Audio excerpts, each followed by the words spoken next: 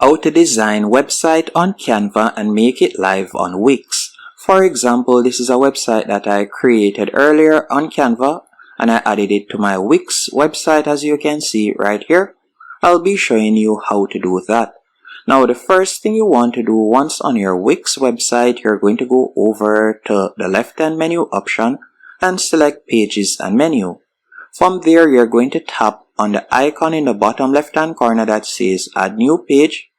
And you're going to select Blank Page from the top left-hand corner. And you can give your page a name. So you can, for example, I'll be calling it Landing Page.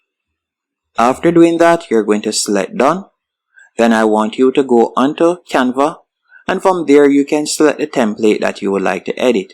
So for example, let's say this template right here. Once you have finished editing the template, you're going to tap on Share in the top right hand corner. Then you're going to tap on See All and you're going to select Embed. After selecting Embed, you're going to tap on Embed.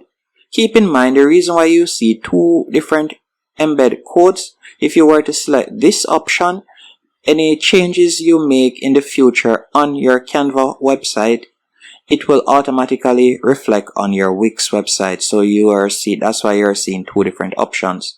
So I'm just going to be copying the top option right here. And I'm going to go back into Wix. Then from there, I'm going to go over to the top left-hand corner and tap on the plus. Then we're going to select Embed Code. And you're going to select Embed HTML. After selecting Embed HTML, from here, you can put in the code. So you could add in the code right here. So let me do that real quick. I'll select enter.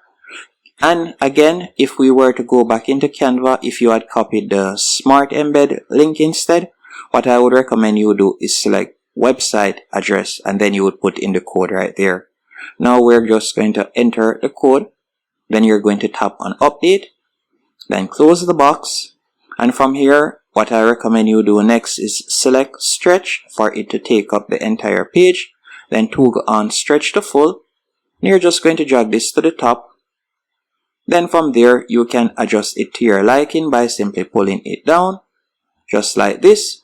And depending on the length of the landing page, you can adjust it to your liking straight down by pulling it down, as you can see right here.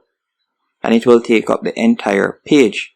Now, once you're finished, all you'll need to do now, if we were to select preview, for example, you can see how it looks. So there it is. That's it.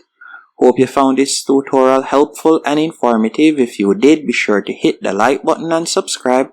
And thank you for watching.